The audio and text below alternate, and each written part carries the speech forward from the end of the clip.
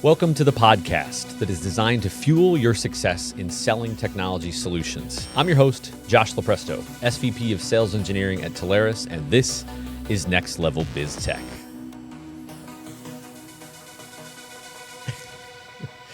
Hey everybody, welcome. We are back here with a special episode with a special guest. Longtime listener, first-time caller, really important person, Chief Product Officer and co-founder of Telarus, Patrick Oborn. PKO, welcome. Thank you so much for having me, Josh. I, like you said, longtime listener. I love this podcast. It's amongst one of my favorites. I'm not saying that just because you're here right now, but because it's the literal truth. You do a very good job of bringing on people that can deliver information that helps people's businesses. So congratulations on a very successful podcast, my friend. Season 2, I believe. Pushing season 3 here real close, and too many more successful seasons. I think if you continue to do the job you're doing, you're not only going to keep growing this thing in terms of quality of content, but in terms of audience and everything else. So I'm starstruck to be here with you, and thanks for having me, Josh. Love it, man. Thanks for giving me a job. This is going to be fun. You kind of deserve it. All right. We're talking special episode here. We usually have these 3-part tracks where we talk about perspective on a technology, a supplier, and then really get the partner's purview on it. Today we're talking about how to 10x sales. Right. We get a lot of these questions from partners, a lot of tips, a lot of tricks. I feel like we could pack this into 50 episodes, right? And who knows, we might. But today we're going to boil it down from your perspective. We're going to run through some of the normal stuff, but then we're going to spice it up with some of your input, which I'd love because you got so much passion and energy and good stuff to share in this. So as we always do when we kick these off, let's talk about your background, your path to starting Telarus. And I want to hear anything good and anything bad, anything I don't already know. Fantastic. Well, when I was growing up as a teenager, my dad owned his own business. He was a part of a 3-way partnership. It was called OTA Physical Therapy, Oborn, Trackman, Aston. They had 15 locations across Southern California, and they had a really, really nice business. He later on in the development of the business, he kind of got out of sorts with his partners and stuff, and basically was telling me, Patrick, whatever you do, don't start your own company. It's a pain. It's a hassle. There's stress. The employees are always the first to get paid. The business owner's always the last to get paid. There's risk. And God forbid something doesn't go right with your partners. It's a total train wreck. So just go to college, get a good job, save up for retirement, live a good life. That was his advice to me. So I did that thing. I went to college. I studied. I was a math and engineer geek. I had interned a few summers in my dad's physical therapy offices. So when I went to college, I kind of thought I was going pre-med or something like that because both my parents are physical therapists. My wife is a physical therapist. So surrounded by physical therapy, rehab, hips, knee replacements. I thought maybe I'll be an orthopedic surgeon. I'll fix people up and then send them to physical therapy, right? So I want to be an orthopedic surgeon. But as I interned with my dad, I realized that people didn't want to pay their bills. They put me in the collections department. It was fantastic, calling people, letting them know, hey, this is not covered by insurance. You need to pay this. And I was like, I really want to go into an industry where I can use my talents, where I can guarantee I'm going to get paid. Not necessarily a lot of guarantees in healthcare if you're going to do all this work and half the people are going to stiff you. So I went to my counselor at Brigham Young University where I did my undergraduate, and I said, what's the major that I can make the most money at, like secure money, where I can apply my talents, like math, physics, that kind of stuff. And she said, chemical or electrical engineering? And I said, I'm really bad at chemistry. Let's do electrical engineering. Not even really knowing what electrical engineering was. Long story short, I got a master's degree in computer chip design. So I went back to California, where I'm from, and I got a job at TRW Space and Defense, now Northrop Grumman, designing classified communication computer chips. Right? Sounds good. Now, how the heck did we get into telecom? It's probably, we got to start, closing the loop here pretty quick. Honestly, I was very disappointed when I came out of college and I learned how much money I was going to make. Not that the starting salary was bad. It was decent, but the velocity at which I would grow my paycheck, right? Raises, promotions, was incredibly slow. And my manager sat me down one day and said, Patrick, you seem like you're a young man full of ambition. You need to lower and temper your expectations a little bit and have patience. Have patience. You're going to be the manager one day, but man, it might take 10 years. And I'm like, I don't have 10 years. What are I feel words like- that entrepreneurs don't want to hear? Slow down. But I didn't know as an entrepreneur just quite yet. And so in order to make more money, I did everything I could at work. And I found that I was, I don't want to toot my own horn, but I was pretty smart. I was top of my class. And it wasn't that I understood stuff more than other people. I just understood it at a faster velocity. Right. I just got it quick. So I got my work done in short order. And one day I went to my boss and I said, "Hey, boss, I don't have anything to do. Like I finished this project you gave me 6 months to do in 4 months. So what do I do for their 2 months?" And they said, "Well, we can't give you another project just yet. Just look busy." Right? So during my look busy time, I started teaching myself how to code. Unfortunately, I opted to the math and physics routes of all the electives at BYU. I should have, in retrospect, done a lot more computer science, but I didn't. So I bought myself SQL for Dummies, HTML for Dummies. Yes. I read it, started throwing up some websites. And then as soon as I started throwing up websites, I started to get really interested in internet marketing. Like, how do I get people to those websites? Once I get them, how do I convert them into customers? And so that's what I started to do. And I started a website called cheaprates.com. It's still there today, but we took it down. It's just too hard to maintain. But I realized that out of the airfare and the home security systems and the cellular and everything else that I sold, long distance, calling cards, callback, dial around, OnePlus, all of that stuff, toll free, it paid residual income. And so that's the first time that the telecom, the residual income light bulb went off in my head. And I said, hold on a minute. So I started to really focus all my efforts on driving traffic to those products. The company that captured my traffic and converted it into dollars for me, a couple months later, actually reached out to me and gave me an unsolicited offer to come and code their whole website. And I said yes under one condition, and that is that I get to keep my agency. Do not make me walk away from my agency, or I'm not going to take this job. Yeah. And they said, fine, you can keep your agency. That was earning some good money. So I took the job. I started working at home way back in the 1990s, 1998. Started working at home, and it was fantastic. I'll never forget the day where I told my parents I was going to quit my job that I had spent 6 years studying for, got security clearances for, and I was going to work for this internet company. Yeah. What is this internet thing? The interwebs, man. Yeah. The interwebs. Yeah, it was a crazy time. So it was really early on. And the thing that captured my imagination was trying to find information that was floating out there and consolidate it into one place that people could access that. And that's really still the essence of Telarus that I'll talk a little more about. But compartmentalizing that information, consolidating that information into one consumable place carried, and still does today, a ton of value. And so we did that, and then they were really focused on residential. One day I raised my hand, I said, "Boss, this residential thing ain't going to work out forever, right?"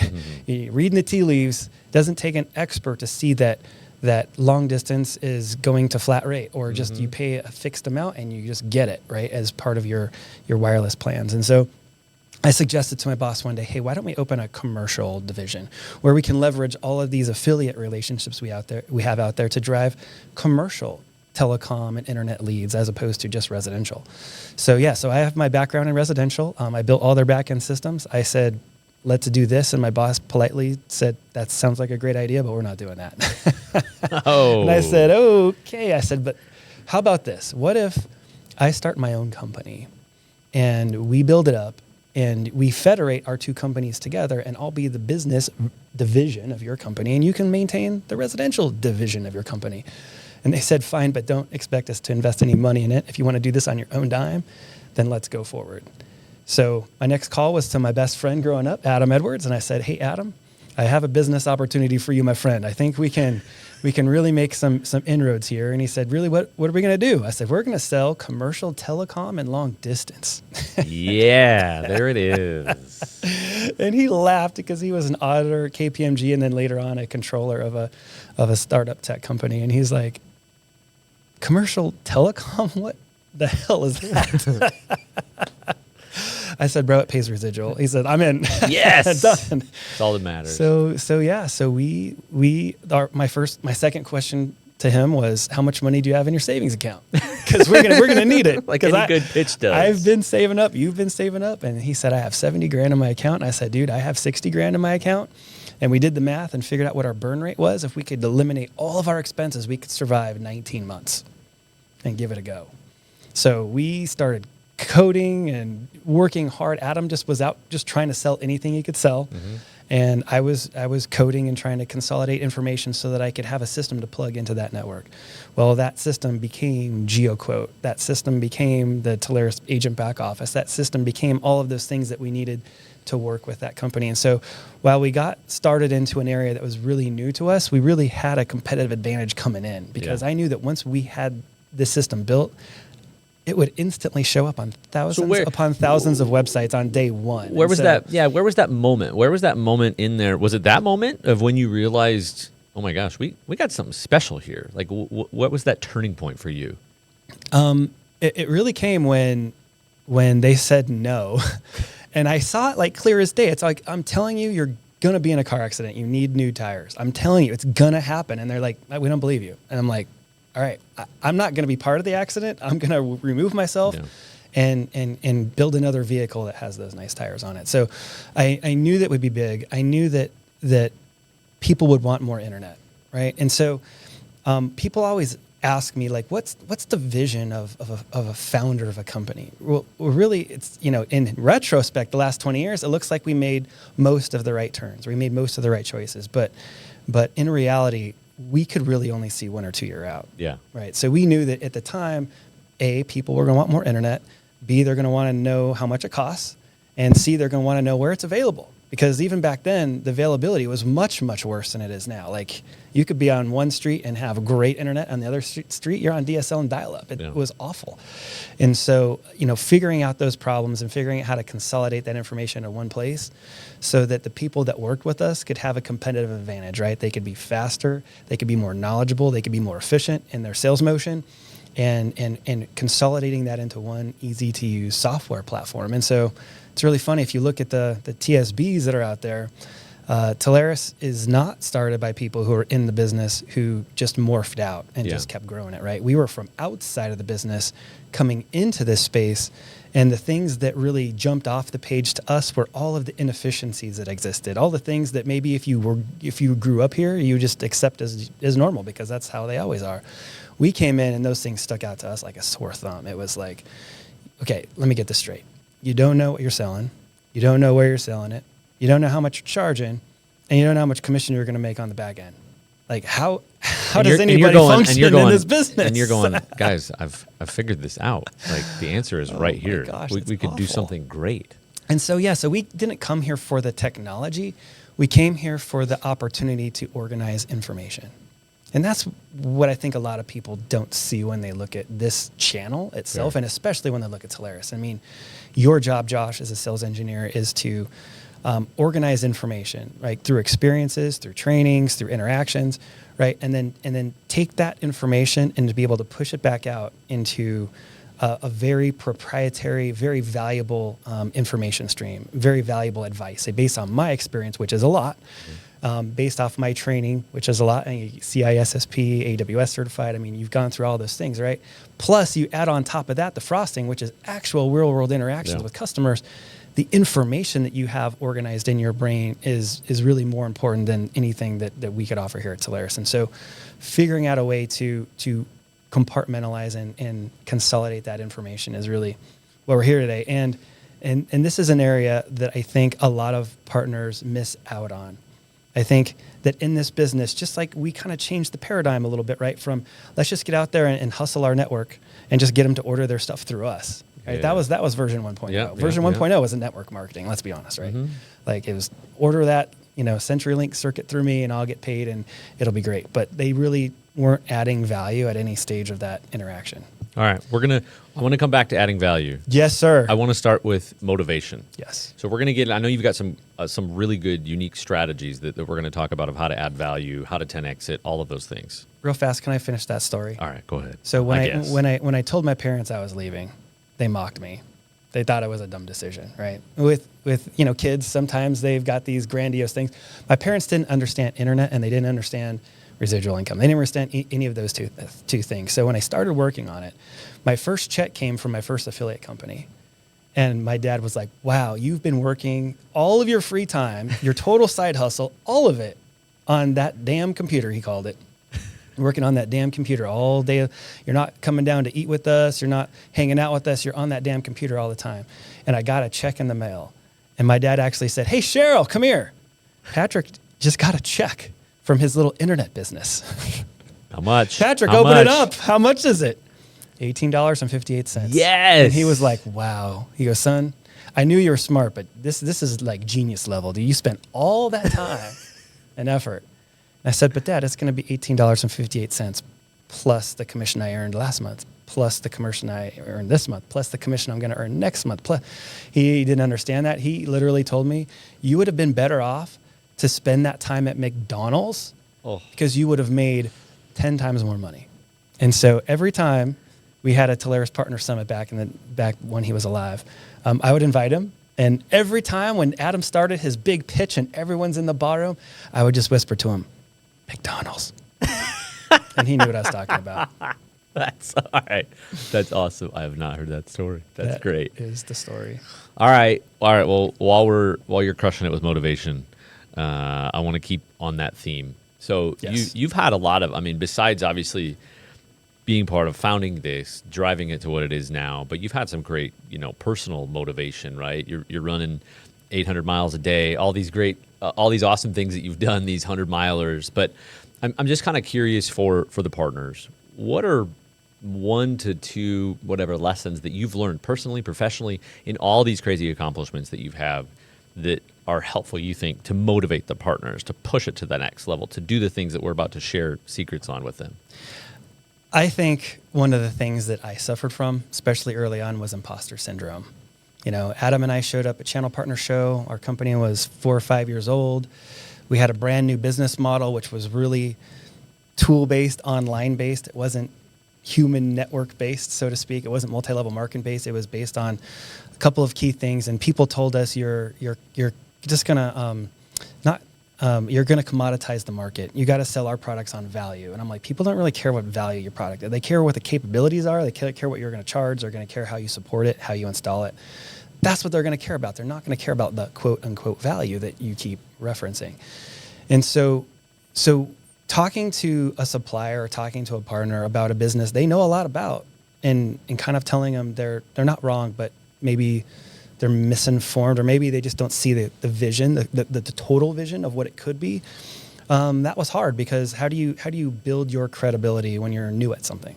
Yeah. And so that's something where we really struggled. And even today, sometimes I get up on stage and I have those doubts in the back of my mind, like imposter syndrome. Like, you're getting up, you're talking about cloud, you're talking about security. Dude, you started creating a website that compared long distance minutes, like rates. Like, how are you qualified to be here speaking? And the same thing with, you alluded to the ultra endurance running. For a long time, I just tried it, thought it'd be a healthy habit, wanted to go see nature and everything else. And I was just happy to be there. I was happy to be back of the pack and then middle of the pack. And I didn't really see myself as an endurance athlete. I saw myself as a weekend warrior that's just out there trying to give it a go, right? And then I hired a coach 2 years ago. I said, look, Patrick, if you want to stay middle of the pack, that's great. But if you want to push the envelope a little bit and see what you're capable of before you're 80 years old, right? Because you're not getting any younger. Take it serious. And so I hired a coach, and he changed my diet around. He changed my workouts around, and it was a lot harder. It took a lot more discipline, but I started seeing actual results when I thought I plateaued. And so I busted through that plateau. Things started happening. And this year, right after Partner Summit, ironically, the day after Partner Summit, all those nights with no sleep and stuff, I went and I ran a 100K ultra, the Kachina Mosa 100K, and I won. First place overall, not like first place age group. And I was like, and once that happened, every race I show up to, I think, I look around, I go, I'm going to beat you, I'm going to beat you, I'm going to beat you. I should at least finish top 5 in this race. I have that confidence now that I never had until I put in some work and I saw a little bit of success. And once that success hit, it's like putting the key in the door lock, and it just unlocked. And so same thing with business. When and there wasn't that crystal clear moment in the Telarus. It was just a gradual. Right. People started coming to us. They started asking us for more advice, asking us for more information, asking us for more tools. And the great thing about the residual business is it creates more money the month before than the month before. And so we had the the luxury of having money to invest and figure out how to get better. And eventually, I call it's the very unsexy, planting a tree and growing it. And eventually your tree is going to be strong enough to support a hammock, right? To support some weight. You don't really know when that moment is until you actually tie the hammock up and test it out. And now I think Telarus really got to that point when we combined with your company, Carrier Sales, Josh, because we were kind of stuck. We were not stuck, but we were following that same online model for 12 years, 13, 14 years, right? And we were really missing out on the enterprise deals. We were missing out on the big Lumen deals. We were missing out on the big contact center deals. And we realized, hey, if we're going to play in this space, we either need to get better or we need to go buy the talent that we need to plug those holes. And you guys just stuck out like a sore thumb. I mean, it was just like the obvious match. We were transactional and automated. You guys were not automated. You guys staffed and built for expertise in different areas. And that's going to be the perfect marriage. And so, but again, like I said, we see the road. It's like there's a fog out there, right? We can see maybe 500 meters, 1,000 meters at a time. We can't see 50 miles out. Fair. But I think as long as we know where we're going eventually, that the exact tact we take, the exact road we take to get there is a little less relevant. I mean, it's very relevant and impactful now. But if you know where this train is headed, if you need to go west and you're headed east, like red flag, right? But if you are headed west and you're going northwest and you're going to meander back to the west and you don't know exactly where the road goes, man, that's what you want to be on. And so that's really what we've done. We get credited a lot for being visionaries and getting this company to where it is now. But in reality, it was take it 1 mile at a time and listen to your partners. Listen to the people that are on the front freaking lines of battle, right? And listen to them.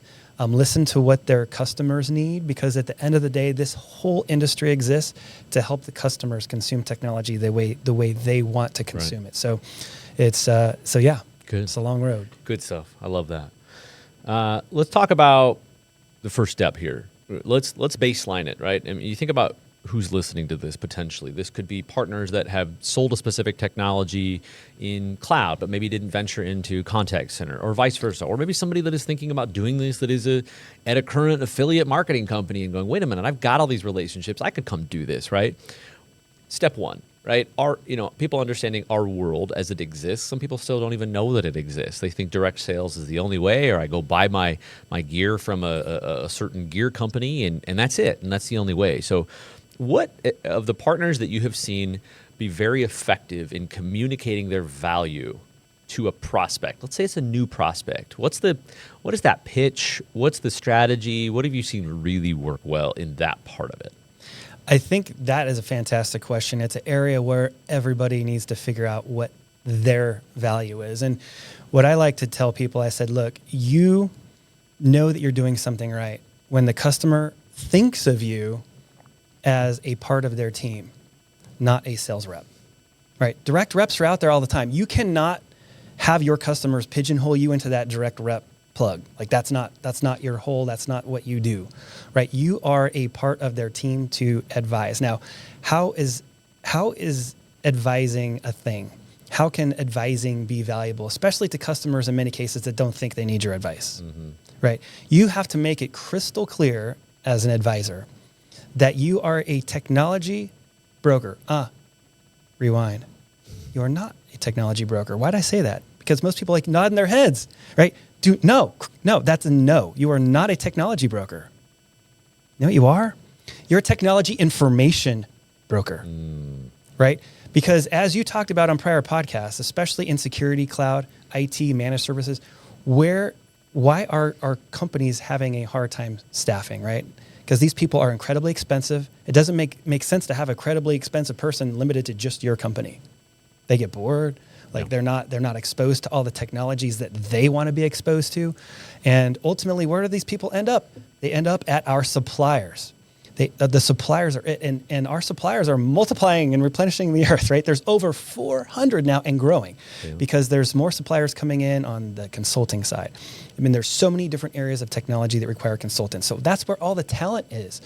So how do customers match up all of the things they're working on with all of the talent that's out there, right? You need information. You need case studies. You need people who have maybe tried that consultant before and put in a review about that consultant, kind of like, any type of review board.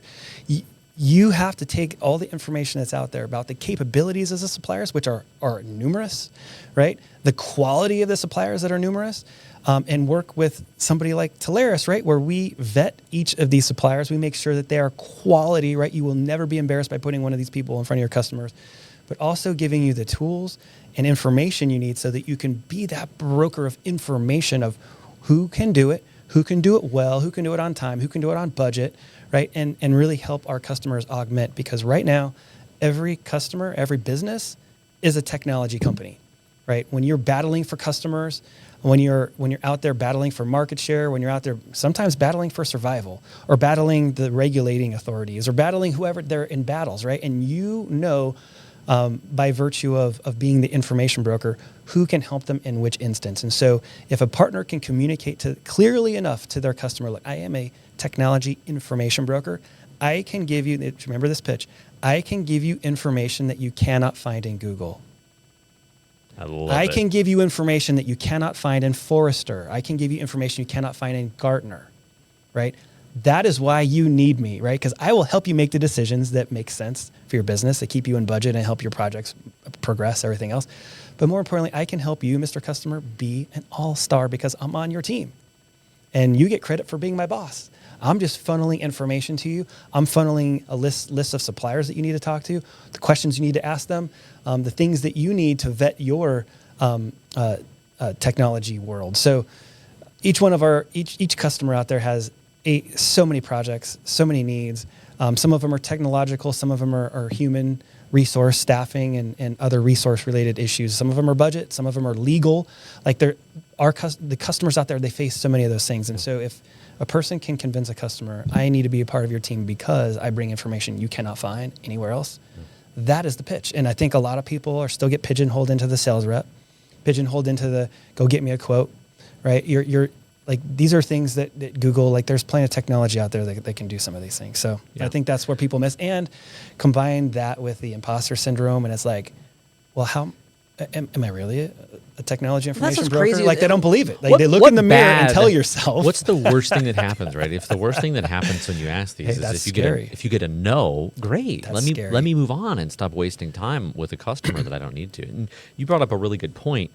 If you can get past the imposter syndrome thing, I looked back at 3 or 4 of the really large deals that we've done that have tibbered up and have grown and grown and grown, and we've sold multiple products through 1-2-man shop partners. They all started out as, I don't really think that we need you. We kind of manage all of this in-house. I mean, you guys seem nice. I appreciate you being here, but we've really got this, that kind of standoffish IT team. And we've taken those accounts, and because of the partner's willingness to do exactly what you just mentioned, sell more. And it was an eye-opening moment for me that we had earlier this year. We were sitting down with an enterprise customer that we've been selling to with this partner for 3-4 years.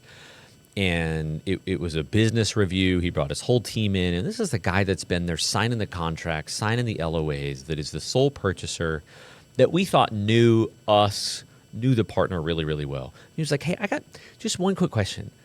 How do you guys get paid? And we're going, he's asking. It's because you're doing consulting level work that people typically bill for. 4 years into the relationship. That tells me how much of a bang up job and how much value there is if we get it right and get the recipe communicated. So I love that. Yeah, and there's a caveat to that too. There's coming in too hot. Like coming in like, I know everything. I'm going to help you, everything else. And you're telling someone that they need help that probably doesn't think they need help. And so you have to temper it with, hey, let's start out small.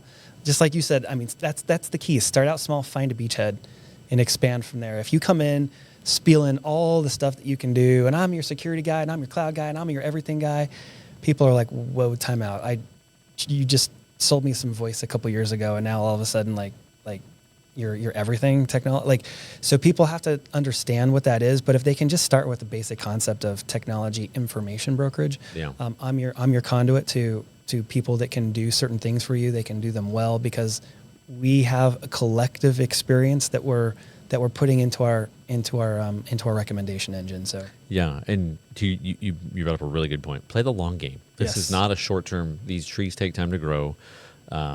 Play the long game, and I think you'll add a ton of value into that relationship. It will pan out because, to your point, we're in a weird economic time where these people are pressed, these customers are pressed to do more with the same or less resources. And we're seeing a lot of those conversations. We were already seeing them before this weird economic climate because it was just hard to find people. Now people are getting squeezed out at some of these companies. And so they have this tech that is sunken in. They may or may not be ready to buy new tech. They might, but they also just need help in maintaining and managing and building and best architecture design, all of those things. We're seeing all those conversations right now. Yeah, it's a great point you bring up. Yeah, and technology is really an interesting space, and it's really a space that's not so much driven by technology, ironically enough. It's driven by human resources. And as soon as people start to understand that, as soon as our partners start to understand that, it's how do you connect your customers with the resources that they need, that they may not be able to maintain in-house anymore. That the days of having all your resources in-house, probably long gone. We're talking legal, we're talking accounting, we're talking everything except your core business now almost needs to be out of house. And you bring up, it's funny, you bring up resources. That's my next question. Hey. So my next question is, again, this is about how to help people improve their close rate. And with that, we have to overcome difficult things and have conversations we might not be comfortable with. But I think sometimes, now that we've grown and scaled so much, there is a lot of resources here, right? We've got everything from engineering to advanced solutions to partner support, commission, all of this stuff. If you look again back at your snapshot of partners that are successful, is there an underutilized resource? Is it one resource? Is it a lot of resources? At Telarus, what do you see partners that are underutilizing? If you could say, gosh, I wish you guys would just use this more.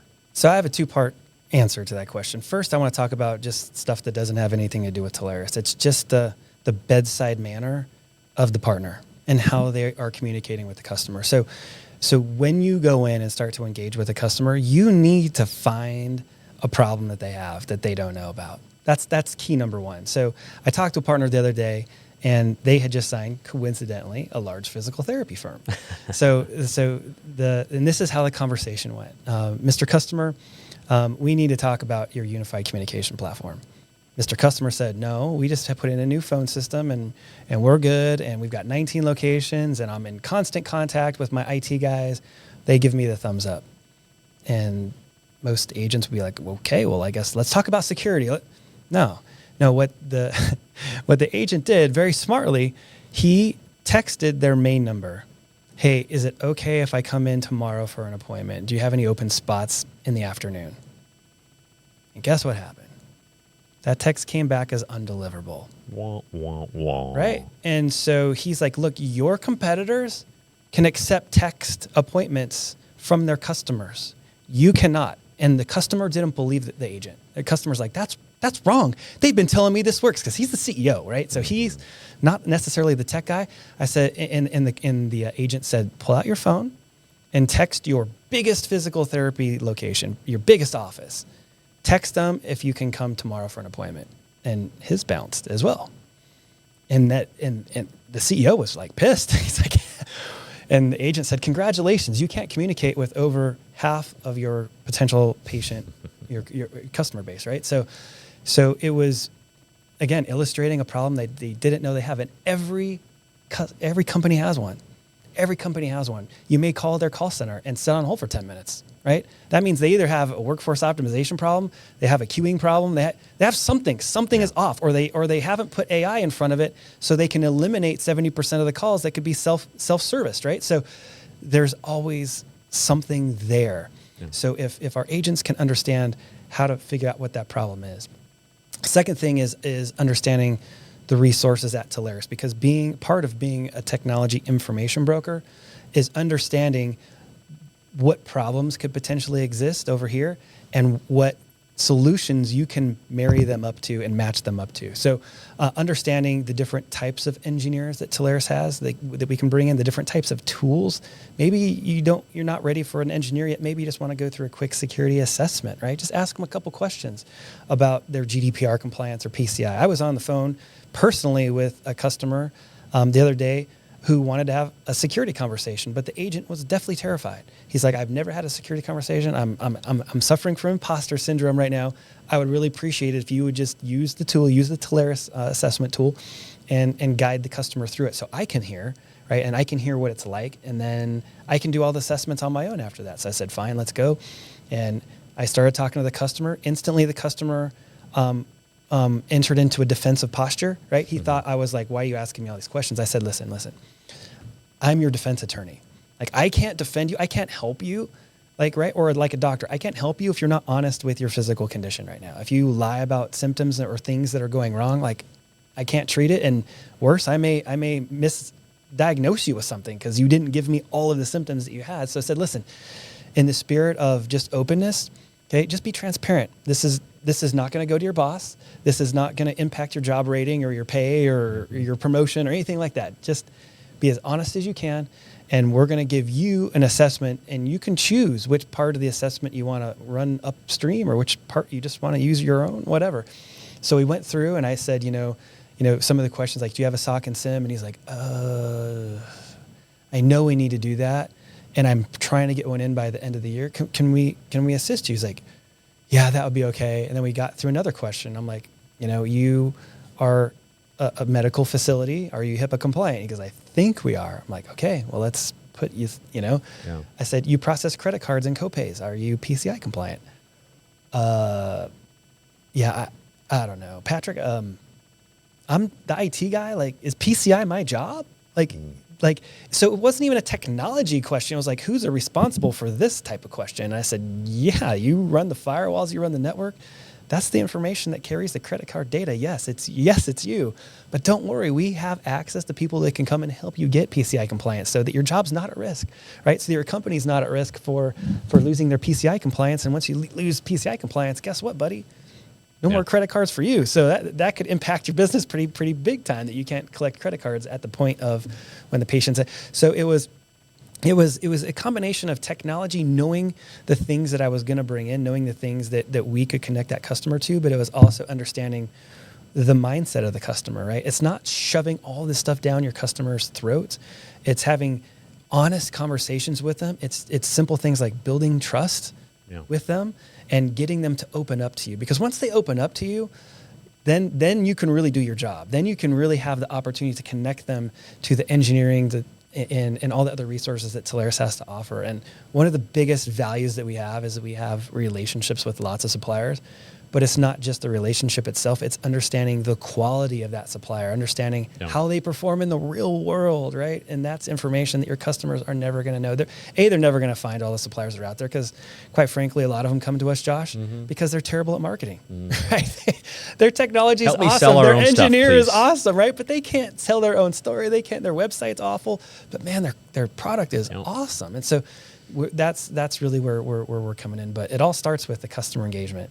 From the challenger sales model, like the customer engagement with the sales rep column is over 50% of the whole entire sales interaction satisfaction, right? So it's understanding what your customers' fears are. It's understanding how your customer's paid, understanding that the person you're talking to may not be the decision maker, but he may want a raise from the decision maker, or it's understanding all of this politics and all the nuance in addition to the technology. And that's really where our industry, that's our whole job. Our whole job is to make people look good, make good decisions in a way that is so non-transactional. You bring up a great point. I want to throw two things in there. One, it's simple, and you wouldn't think that it would be so effective, but I love when we use and partners use the word augment, right? Because all of the great deals, very most of the things that we come into, people are, it's a body language thing. People are wait a minute, is this person trying to, push me out, blah, blah, blah. Right. Augment is a huge thing.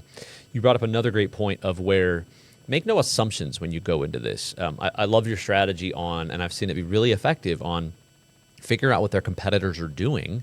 Are you aware that you can't do this? And are you aware that your competitors are, right? Leverage that kind of intelligence. Coming in, cold calling them, emailing them with no unique information. In the customer's eyes, they're hard to get and understand that value. You may go, no, but I have this value. I have all this great stuff I can tell you about. But you've got to find that hook right in the beginning. I'm going to throw out, and I really should get royalties on this book, but I don't. But it's such a great book. I still throw it out. And it's only like $15 on Amazon. There's a great book out there called Power Questions by Andrew Sobel. It's a really simple read. It's big yellow cover. You can get it on Amazon. But I think what it does, it's a bunch of situations, and it comes from a guy with a financial analyst background. So it's in a sales role, but it's not exactly our role. But the idea is the same. Don't just walk in with an agenda of what you think needs to happen, because what the book talks about is it says, here's what happens in a scenario of this sales rep that walked in and said, hey, Mr. Customer, I'm really excited. I want to talk to you about, improving your customers that aren't paying by, 3 to 15%, right? We're going to help you recoup those costs in the physical therapy, right? When you're sending out those bills, blah, blah, blah, we're going to help you get them paid. Thinking that's the agenda that you want to come in, you think that's what they're going to go. Versus if you don't have that information, and if you come in and you say, hey, Mr. Customer, listen, I would love to talk to you about helping improve some of these, 3 to 15%. I think we can get some of your pays down, some of your payers responding quicker. But is that an area that you want to cover? Is that the key initiatives that you got focused on, or kind of given some of the changes that are happening right now? Is there other things, other big business initiatives or technology initiatives that you need to solve? And just stop and listen. That was a huge eye-opening book. I love some of the things in that just helps us think differently. And I think you gave a great story of the examples of when partners do that. We see a lot of great things happen, and that's how you get in and you 3x, you 5x that sale, because you find all these things that nobody knew were there and nobody knew you could help them with. Yeah, especially now. I mean, a lot of the technology decisions aren't even made by the technology decision makers, right? They're made by other departments. They're made by the board of directors who said, we will be cybersecurity resilient. We will pass our audits. We will get our cyber insurance policy together so that the interests of the shareholders are protected, right? We didn't talk about carbon black. We didn't talk about technology. We just said the company needs to do these things. And so if you can get the people you're talking to cough those up because you're asking those right questions, they got to figure out what are their initiatives. They got to figure out what do they want to be when they grow up. They got to figure out if they're in offensive or defensive mode right now due to the economy. Are they growing their number of locations? Are they just trying to hold on to the ones they have and really lower costs, or just kind of weather the storm? Like, you have to figure those things out in advance, because or at least ask those questions and find out what those things are, because those will lead down into so many little technology conversations. But if you start with a technology conversation, there's a 1 in 10 chance that you're going to be off. Great stuff. All right. I don't think we have a crystal ball here anywhere that I can see, but if we look into Patrick's crystal ball, yes, you gave a great point that I think it's hard to look out in the beginning, right? When you were building this thing out, to look out really far. And given the rate of change and how crazy fast everything changes right now, I certainly agree. It's hard to look out. But if you look out, let's say just look out a year, look out maybe 2 years max. What's your perspective on what the future looks like, the changes, the technology, anything strategy-wise that you see anybody shifting that's going to be more effective or different, or just anything you want to put out there to be aware of as we wrap this up? Yeah, that's a great question. My simple answer is this. When you look out into the technology landscape and you figure all of the different things that your customers are going to have to take into consideration, right? It's not just connectivity to the internet. It's not just how they're going to communicate with their customers. It's not just how they're going to advertise. It's not how they use social media. It's everything, right? And as Telarus grows, more and more of those people that are what we call the digital workspace, those digital workspace infrastructure providers, they're coming to us and saying, hey, you guys have built this phenomenal distribution system. Sell my widgets, right? And so what widgets are we talking about? What more can be put in there? We have, AI companies are great. They're like, hey, can we get in there and help you, fast track some of those phone calls, or scan through some of your files to pull out information faster? Workflow or work process automation. That is a huge one. People are coming in saying, hey, you need a call center in India or Philippines. We can connect you with that. So there's BPO, there's point of sale, right? Like, you're already talking to the company that runs millions of dollars of POS transactions. Why aren't you getting your 3% of that or whatever? Right? So you're going to see more and more technologies coming in here, which means you have to either become expert in more and more technologies, which is brain busting, right? A lot of people feel like they're maxed out as there is with 1 or 2 technology swim lanes, or 2, partner with the TSP that has the capability to not only go and vet those suppliers, but organize the information of their performance so that you can then be the technology information broker and take that information back to your customers. So there's almost no part of their digital workspace or digital workplace that you can't help them with. And so their needs are not only growing, but our capabilities are growing, and they're growing fast. And so keeping up with that is hard. I mean, you look at the Telarus supplier management department in and of itself.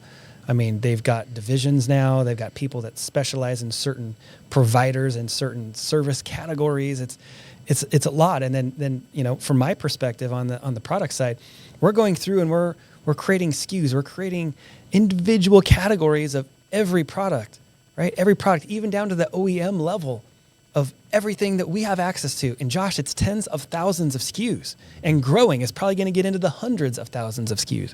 And so how does a person keep track of that? You just have to partner with somebody like a Telarus that is dedicated to finding those relationships and really systematizing those in a way that you can easily pull information out and be the hero to your customer. There's no way on the planet your customers are going to have access to all of the information that they're going to need to figure out which POS goes to which network, goes to which SD-WAN, it goes to which firewall provider, which puts them in compliance with X number of compliance for North America, for their industry. It's all a connected chain, and the chain is getting bigger. It's getting more complicated, but that creates opportunity for our partners to be more valuable. And so I see more providers. I see more providers in more areas, and I see more opportunities for us to again, going back to the very first thing I said, to centralize all that information in one spot that customers can't get access to, but our partners can.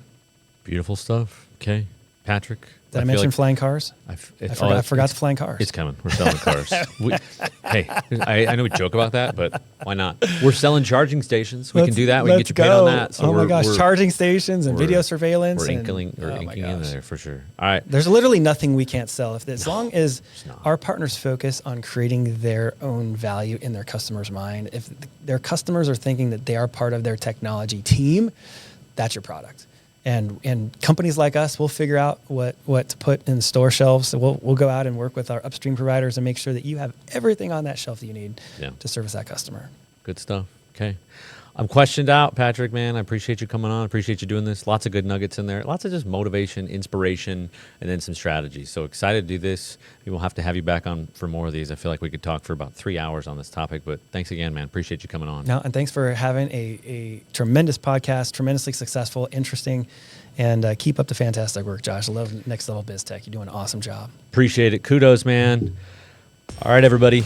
That wraps us up for this week. I'm your host, Josh Lopresto, SVP of Sales Engineering, and this has been Next Level Biz Tech. Next Level Biz Tech has been a production of Telarus Studio 19. Please visit Telarus.com for more information.